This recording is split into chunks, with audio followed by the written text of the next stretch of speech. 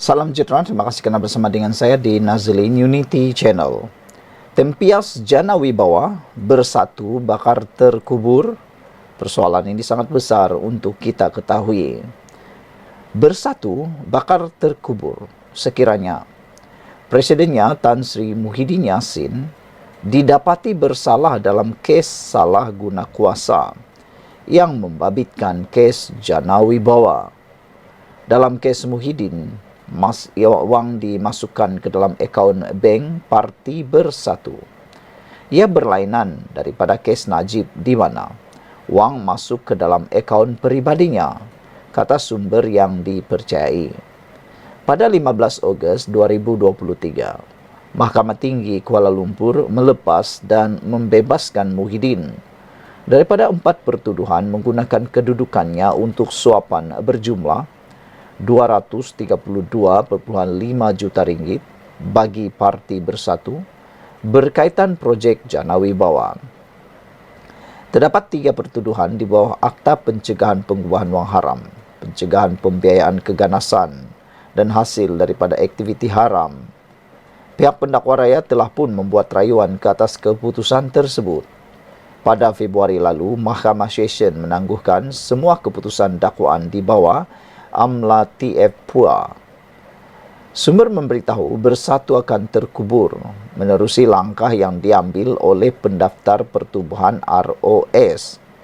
Sekiranya dakwaan di bawah Amla TF PUAA berjaya, ROS akan membatalkan pendaftaran Bersatu. Kita akan lihat 25 ahli parlimen tanpa parti, katanya. Mereka takkan masuk UMNO selagi Datuk Seri Ahmad Zaid Hamidi masih Presiden dan mereka takkan sertai PKR, katanya lagi.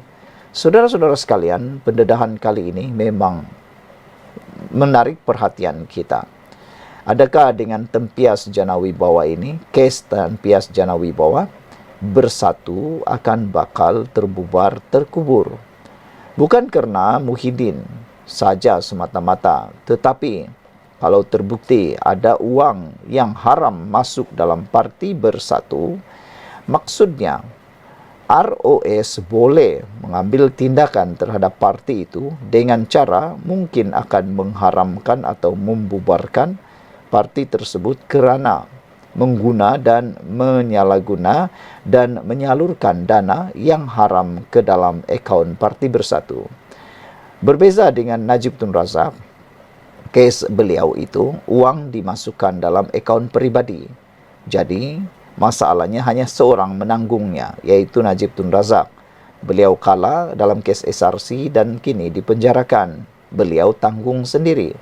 Tapi untuk kes Jana Wibawa, kalau betul terbukti bahawa ada wang yang dimasukkan dalam akaun Parti Bersatu secara haram, maka ini akan membawa satu perkara besar, masalah besar kepada Parti Bersatu, iaitu adakah Parti ROS ataupun bukan Parti ROS akan membatalkan atau mengharamkan kelulusan Parti Bersatu. Kerana menurut sumber, Bersatu akan terkubur menerusi langkah yang akan diambil oleh pendaftar pertubuhan ROS sekiranya kes Jana Wibawa kalah dan Muhyiddin terpaksa dipenjarakan. Sekiranya dakwaan ini di bawah AMLFTF Puan berjaya, ROS akan membatalkan pendaftaran Bersatu. Maka pada waktu itu kita akan melihat ada 25 ahli parlimen tanpa parti. Mereka tak akan masuk UMNO dan mereka juga tak akan masuk parti PKR. Jadi, kemana perginya 25 ahli parlimen tanpa parti ini kalau benar ROS akan membatalkan pendaftaran Bersatu? Sekian untuk kali ini. Jangan lupa tinggalkan komen Anda. Salam sejahtera, terima kasih kerana bersama dengan saya di Nazlin Unity Channel. Ini keputusan terkini di pilihan raya Dun Nenggiri. Peluang terbuka Nenggiri, tapi Barisan Nasional ada kelebihan, kata penganalisis. Saudara-saudara sekalian, esok PRK Dun Nenggiri akan diumumkan dan akan bermula. dan akan membuang undi. Di sana nanti kita akan lihat sejauh mana penerimaan rakyat Nenggiri terhadap kepimpinan Parti Bersatu dan Perikatan Nasional selepas mereka menggunakan calon daripada PAS tetapi pindah kepada Parti Bersatu. Menurut penganalisis politik, peluang masih terbuka, tapi Barisan Nasional ada kelebihan. Peluang terbuka untuk kedua-dua calon bertanding Muhammad Azmawi Fikri Abdul Ghani dari Barisan Nasional dan Muhammad Rizwadi Ismail mewakili Perikatan Nasional untuk memenangi PRK Dun Nenggiri pada esok. Siapa yang bakal diangkat sebagai wakil rakyat baru di Nenggiri akan terjawab Sabtu nanti selepas 20,259 pengundi berdaftar akan membuat keputusan di peti undi. Berbaki tidak sampai 24 jam tempoh kempen, kedua-dua parti dilihat mempunyai kelebihan tersendiri. Di atas kertas, calon Barisan Nasional BN dilihat ada kelebihan berbanding calon Perikatan Nasional. Dari segi pendidikan dan pengalaman yang dilihat memihak kepada Muhammad Azmawi ataupun lebih dikenali sebagai Awi. Awi memiliki ijazah berbanding Rizwadi hanya lepasan sijil pelajaran Malaysia SPM. Begitu juga Awi yang pernah memegang jawatan ahli lembaga pengarah Lembaga Kelantan Selatan Kesedar, lebih dikenali dalam kalangan peneroka. Dari segi komunikasi, calon Barisan Nasional dilihat lebih mudah didekati pemberita berbanding calon Perikatan Nasional yang diarahkan kepimpinan parti daripada memberikan kenyataan kepada media sesuka hati. Calon Perikatan Nasional itu hanya bercakap dengan media apabila ada kepimpinan parti bersama dan jentera PAS dilihat mengatur gerak kerja Muhammad Rizwadi sepanjang kempen. Ketika tinjauan dilakukan dalam kalangan peneroka Kesedar ataupun mereka yang berada dalam kawasan tanah rancangan, Awi lebih dikenali sebagai Ustaz Wadi.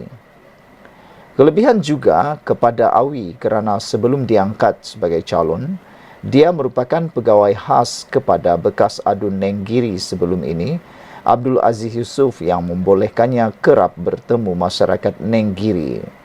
Menarik juga pertembungan Awi dan Ustaz Wadi dalam pilihan raya ini. Kedua-dua mereka berasal dari kampung yang sama di Bertam Lama, Gua Musang. Keluasan kawasan Dun Nenggiri 2 kali ganda berbanding Negeri Perlis dengan perkampungan yang berselerak menyukarkan penilaian dibuat terhadap sokongan pengundi kepada parti bertanding. Ada beberapa kawasan yang menjadi kubu kuat kepada Barisan Nasional seperti Kampung Sungai Asap, Sungai Was, Pasir Tumbuh, Renok dan Bertam Lama. BN pula menguasai kawasan kampung seperti Ladang Sedek, Jeram Tekoh, Limau Kasturi, Perasu dan Ladang Sungai Tereh. Terdapat 20 pusat daerah mengundi PDM dalam kawasan Dewan Undangan Negeri Nenggiri. Perikatan Nasional meneruskan kempennya secara tradisi di Nenggiri dengan mengadakan siri ceramah mega. Sebaliknya, Barisan Nasional mengambil pendekatan berbeza dengan mengadakan ceramah kelompok bagi bertemu pengundinya. Barisan Nasional dilihat lebih memberi fokus kepada pengundi terasnya ataupun pengundi putih untuk merampas kembali kerusi tradisi mereka itu. Pertemuan kelompok tanpa ceramah besar dibuat bagi membolehkan mereka memberikan penjelasan secara terus kepada isu yang membelenggu parti itu. Perikatan Nasional pula menggunakan pentas ceramah untuk menyerang kepimpinan UMNO dan khususnya kerjasama parti itu dengan PH yang turut disertai DAP. Slogan UMDAP terus dijajah Perikatan Nasional bagi menarik sokongan pengundi Melayu di Nenggiri yang majoritinya ahli UMNO. Memecah sokongan pengundi Melayu menjadi senjata kepada Perikatan Nasional untuk menamatkan dominasi pengundi tradisi UMNO di Nenggiri. Isu tanah peneroka Kesedar menjadi senjata ampuh kepada Perikatan Nasional untuk menyerang Barisan Nasional. Perikatan Nasional menjadikan kelebihan parti gabungannya PAS sebagai kerajaan negeri untuk menawarkan penyelesaian kepada soal pemilikan tanah peneroka. Sementara itu, Barisan Nasional pula mempertahankan tanah Kesedar sebagai milik agensi itu dan agihan kepada peneroka hanya boleh dibuat Kesedar. Kesedar menjadi sasaran utama Perikatan Nasional ketika berkempen. Isu tempatan lebih mendominasi kempen PRK Dun Nenggiri berbanding isu nasional. Penarikan subsidi diesel misalnya turut dibangkitkan PAS dan PN ketika berkempen, namun pengundi dilihat tidak begitu tertarik. Memandangkan majoriti Nenggiri merupakan kawasan tanah rancangan, pengundi ataupun peneroka lebih tertumpu kepada isu tempatan seperti isu geran tanah, kemudahan asas dan masalah air yang masih berlanjutan. Kehadiran pengarah operasi pilihan raya PN dan bagi PRK Dun Nenggiri, Anwar Musa juga mencuri perhatian apabila dia ditrol oleh netizen kerana mengenakan pakaian mewah mencecah puluhan ribu ringgit. Isu yang dianggap sesetengah pihak sebagai picisan itu dilihat mewarnai kempen PRK Dun Nenggiri untuk beberapa hari. Secara keseluruhannya, kempen PRK Dun Nenggiri dalam suasana tenang tanpa sebarang insiden tidak diingini, apatah lagi Barisan Nasional yang mengambil pendekatan untuk bergerak secara senyap bertemu pengundi. Dalam tempo kritikal, kempen calon BN dilihat mempunyai sedikit kelebihan dan boleh dikatakan sedikit mendahului calon PAS. Kehadiran mantan ahli Parlimen Gua Musang, Tengku Razali Hamzah, memberi kelebihan kepada AWI untuk menarik sokongan pengundi. Ketokohan Tengku Razali sememangnya tidak boleh disangkal. Kumpulan awal peneroka ataupun tanah rancangan cukup hormat dan terhutang budi kepada Ketua Bahagian UMNO Gua Musang itu yang memberi kelegaan buat AWI. Aura ataupun pengaruh Tengku Razali Hamzah cukup kuat di Gua Musang sehinggakan pihak lawan tidak menyerang bekas ahli parlimen selama 12 penggal itu dalam siri kempen Perikatan Nasional PN.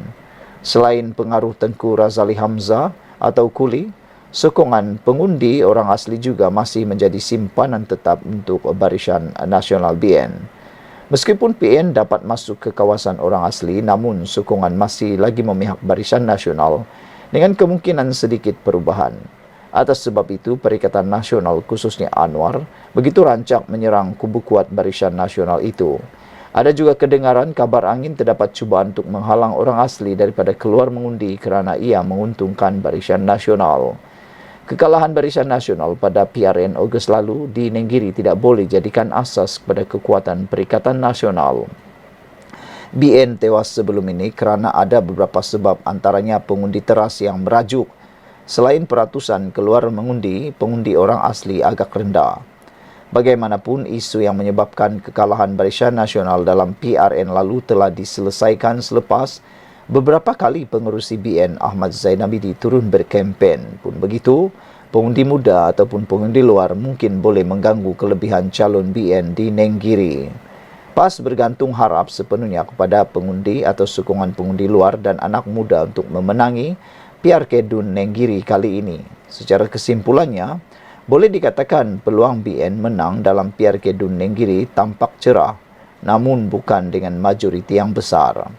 Begitu juga PN berpeluang untuk mempertahankan Nenggiri, namun sasaran menang dengan majoriti 2,000 undi mustahil untuk direalisasikan. Senjata saat akhir parti bertanding akan menentukan hala 7 sokongan pengundi di Nenggiri. Pengumuman khas Perdana Menteri Anwar Ibrahim pada hari ini juga boleh menjadi nilai tambah sokongan pengundi terhadap BN.